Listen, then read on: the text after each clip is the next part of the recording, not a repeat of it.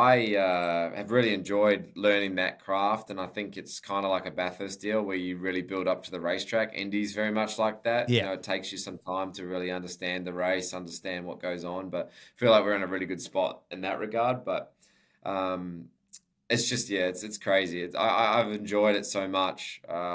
Understanding the draft, understanding, the dirty air and where to set my tools. Like, we're looking around at like the flags on top of the flag poles, on top of the grandstands, figuring out the wind. And when I first came here, I was like, I think that's just a myth. Like people like, there's no way that you just look at the flags Yeah. and figure it all out. And then you sort of, everyone says it, and you're like, well, maybe that is true. And then, the minute I stopped paying attention to the flags, I crashed. So it's sort of, it's. So you're doing that while you're driving the car? Yep. Yeah. You look That's around, like you see amazing. that, if you got a bit of, if, you go into turn one, you've got a crosswind, which means you've got a tail into turn one, so you're sort of coming in pretty quick. You're always going to have push at turn one and probably exit of two, but when you get through sort of three, it's going to turn pretty good, and then it's almost going to turn too much at four. So you've got to really set up your car for all four corners. So it's you're hanging off the anti-roll bar levers, you're on the weight jacker. The 4 laps at Indy, like for qualifying, they're the most scary laps of your life. Like just in terms of just how you basically hold it flat, but you've got to think about the next lap and the lap after that and how you set your car up. It's fun, and when you've done it, you're like, oh, thank fuck for that. Like that's like literally like how it is. So it's yeah. That's amazing. I wanted to ask you about Indy. We had Luke Mason on the Summer Grill back at the end of last year, and he was talking a lot about the race day experience at the Indy 500, even from the perspective of a race engineer.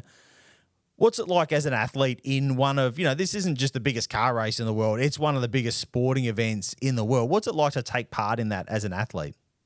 Oh, honestly, man, like I love Bathurst. I love racing at home with Pookie back in the day, but this is the closest I've felt to like genuinely being like a superhero. Like it's crazy, Yeah. like you walk down Gasoline Alley in the morning and you do it with your family. It's a really emotional day. It's up and down, and then the patriotism that the Americans show their troops, being a Memorial Day and stuff, is pretty like heartwarming. Like people that they talk about the sacrifices they've taken and stuff. It's hard not to get amongst that and get emotional about it. It's just an amazing.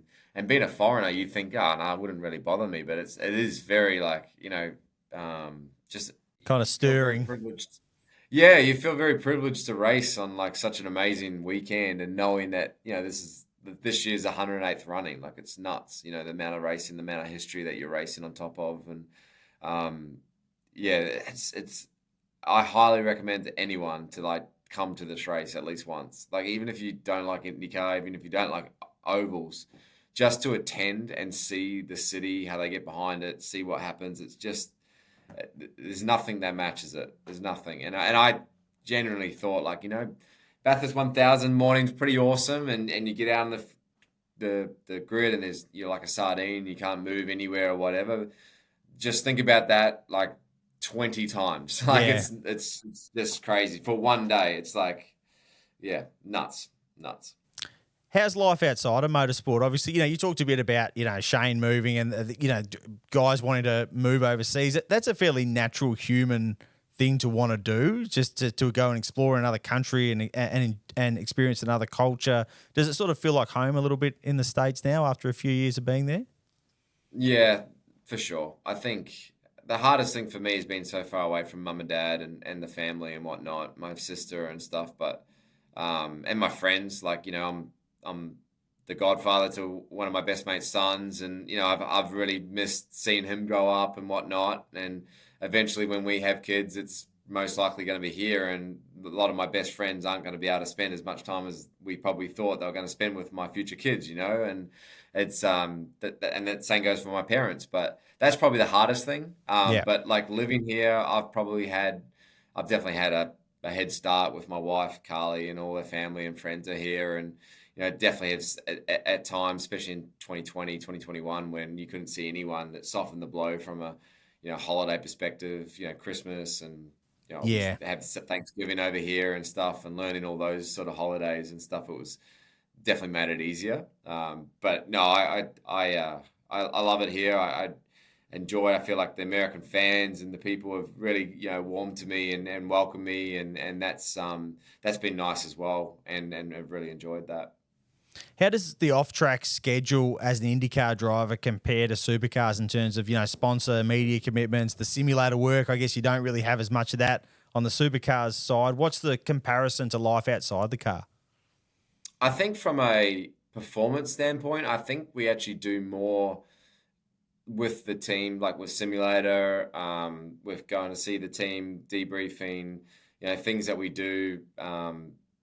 One thing that's really cool I enjoy here is it's actually a bit more exclusive to meet like someone like myself. So like it's not like I'm doing autograph sessions every day at 10 a.m. And like that was good for a part, but I think there's a double-edged sword to that, because I think you can get to a point where you almost you're showing and Supercars, I feel like, do this, have too many autograph sessions sometimes and too many sponsor visits that takes away from the nostalgic, oh man, I'm going to get to meet the driver, the exclusivity that a sponsor might pay for that privilege, or, a fan might buy a special ticket for the paddock because he wants to see Elio Castroneves ride a scooter around pit lane or something like that. Like, I feel like they do a really good job at, making us accessible, but also having some exclusivity to it as well. And I've certainly enjoyed that. It's definitely on the